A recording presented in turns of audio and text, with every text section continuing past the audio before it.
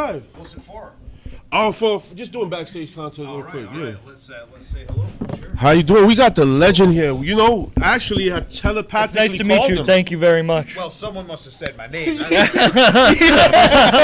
I literally saw him and said, "Oh shit, Joe Hendry," and he's here. Are you excited for today? I'm unbelievably excited. Yeah. I'm unbelievably excited. First of all, check out this amazing merch collaboration. Look at that, Have you guys. seen this? Look at this shirt. Westside Gunn, Fourth Rope, and Boogie collaborated on. It's unbelievable. So Because we got Scotland and Tokyo. if you're gonna launch into the song, you gotta know the words. Man. I got bad. Look, I might have to expel you from the Joe Hendry fan club. Yeah. Kick him out. Kick him out. Go, let's give you another go. We gotta play the Right there, song. right there. Because they love them in. Which one? Because they love them in. In Paris.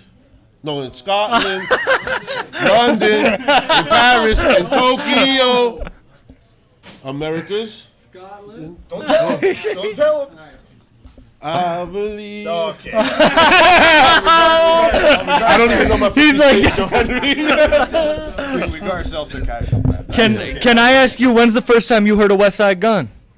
First, I think it's a name that I've seen around. You know what I mean? And it's one of these things that I, you know, you see people as like figures within the industry, and so I don't know the exact moment, but I remember it was a conversation I had with AJ Francis of all people, who kind of filled me in on it. He's like, bro, like I don't think you like this guy collaborates with you, and then I saw the shirt and I was like, oh my god, so Crazy. I'm very excited to be here. Also, Westside Gunn's had like a huge week. You know, released not one but 2 albums. Yeah. I love the Sid Vicious cover.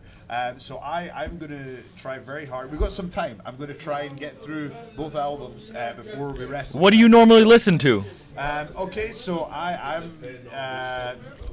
have a very varied taste in music, but that's the answer that everybody gives. I mean, my favorite band are Weezer. Oh, I love Weezer. I love Weezer. But I like, I like Nine Inch Nails. I like, Yeah. I like. At the moment, I listen to a lot of lo-fi stuff, like to just kind of unwind a little bit. Yeah. There's a Japanese DJ who, this is a deep cut, right? Have you ever heard of Nujabes? No. No. Heard Nujabes is Oh, the dance group. No. Oh no, that's no. He said the Jabberwocky. I had to match your energy there. So, no. I'm stoned. I don't think you. Growing up, what are some of your favorite matches? Like, who did you who you was a fan of growing up watching wrestling? So The Rock was the reason I got into the business. Okay. And I will say my favorite match is probably I've got a few, but my favorite is probably Shawn Michaels versus Ric Flair at WrestleMania 24. Okay. I think that's my favorite match of all time. I remember watching that WrestleMania and literally being on the edge of my seat, like, you know, it just completely captured me. So yeah, that would be my favorite match. Nice. To see how is it? Because I kind of look at like the indie wrestling, like underground hip hop. Okay. Like the rappers, you know, they go to different states, go with their merch, and they travel, and sometimes they get ripped off, or sometimes they don't. I'm not saying that that's like, but what were your experiences if you did go to like the underground circuit? Like, how tough was that? So extremely tough, but all of this comes down to how bad you want it. You know, I started becoming successful in wrestling when I always tell the story. I wrestled at a company called North Wrestling. It was in the UK. Wonderful promotion. There's maybe 250 people in the room, and I did an entrance video on Scotty Too Hotty, making fun of his finisher. Just saying it was a poor man's people's elbow. That's what I was saying, right? So I did that. The crowd loved it. You know, it was like, 'cause you gotta hold on to his past, 'cause he wasn't quite as over as Rikishi's ass. So, that was one of the lines. But the crowd loved it, and I just thought, you know what, if this is as big as it gets, I'll love it and I'll do it and I'll commit to it. And that day I made the decision to commit to wrestling no matter what the outcome.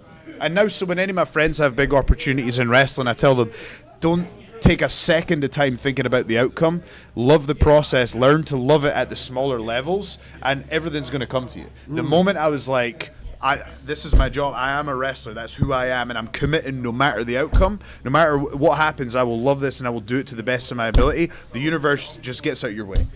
That's beautiful, man. That's beautiful. And I think that can be taken into anything that people want to do. People Absolutely. are so scared just to take that first step because they don't know what it's going to lead to. But it doesn't matter what it leads to if you're just on the journey. You have to love the journey. Did you go platinum already? I don't really know what the figures are. I know it's got, so the song, I released it in April. It's had, I think, 5.5 million on YouTube, 3.5 million on Spotify. he went platinum. It's had, all right, well, there you go. Hey, you said it, not me. It got to number 4 on the sales chart in the UK. It was number 1 on iTunes in the UK. It was 6 in the US on iTunes. It was like, I think it was 2 or 3 in Ireland. It did well, so it was very exciting. How is it to see the little kids just cheering you on and be so happy? It's like watching what you used to watch, right? Yeah. That is it's very humbling, and it reminds you that it's not really about you after a for certain sure. point. It's you when you get into wrestling and you do a creative pursuit. A lot of the time you do it for selfish reasons. A lot of people who are performers, whether it be wrestlers or musicians or whatever, we get into these things to prove somebody wrong.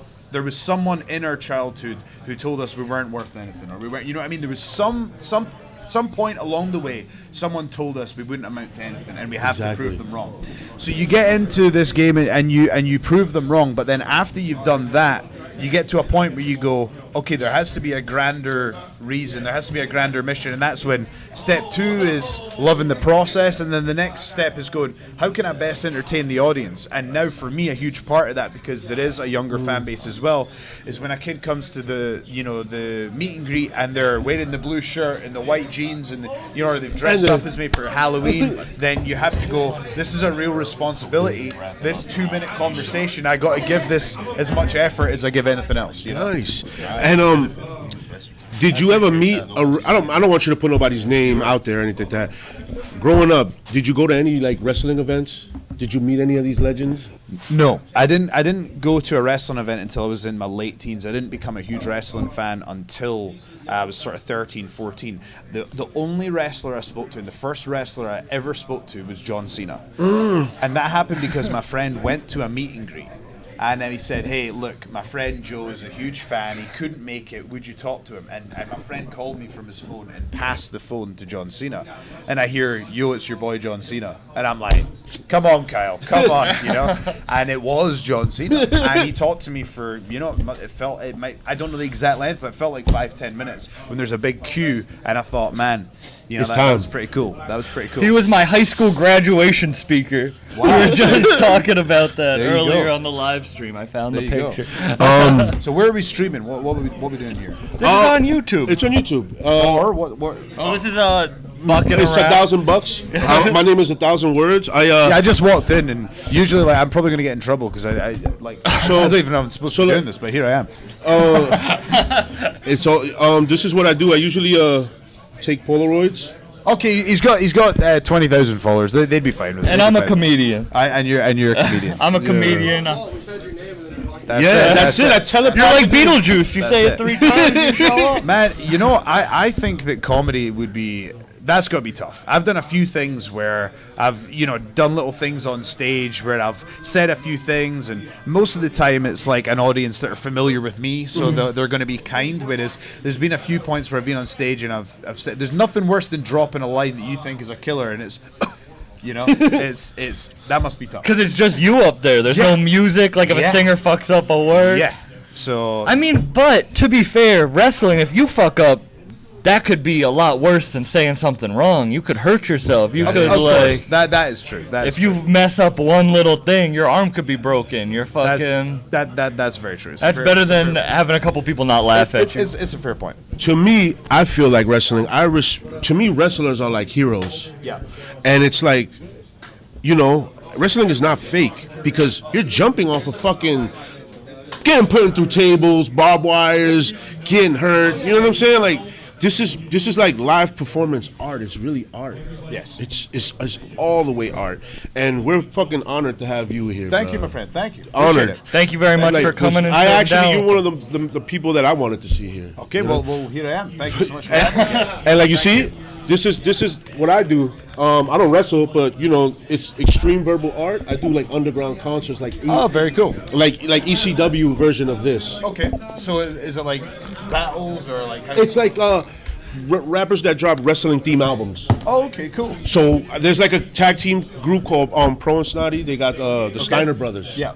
And then Mickey Diamonds dropped these Ric Flair installments. very Amazing cool. albums. Very cool. So I started a league with them. You know, I got the champion and everything. So I just bring my belt to just All right, very cool. promote it, man. see But what we yeah, got here. it's an honor. Very No, this is from Purple Brand. We got the Purple brand. Shout out Purple. Sponsor and Heels Have Eyes 3. And Joe Hendry, man. It's Joe Hendry's time. Thank you. It really is. I may not know your song by heart, but I do watch your matches. Yeah, he was like Czechoslovakia and Slovenia and Chechnya. Antarctica. Because it's Greenland and Brazil. This land is mine. Just start singing other songs. Yo, but did you grow up listening to hip hop? The interesting thing is, not hugely. I liked, the kind of basic answers, like so. Run DMC. Okay. So yeah, actually, It's Like That by Run DMC was a huge single, and I don't know if it was here, but in the UK, that was number one forever. Like It's Like That by Run DMC. It was. I loved that song. Actually, that might be one of the first singles I ever bought. I loved Outkast. Okay. Okay. So The Whole World was like one of the first singles I ever bought, and obviously Miss Jackson is amazing, and like there's so much stuff. I love their song B.O.B. as well. And obviously I was a big fan of Eminem, which got me to listen to like 2001 by Dr. Dre. Classic album. And then I got into like the Blueprint 3, I think it was, by Jay-Z. I thought that was pretty good. And what about tonight?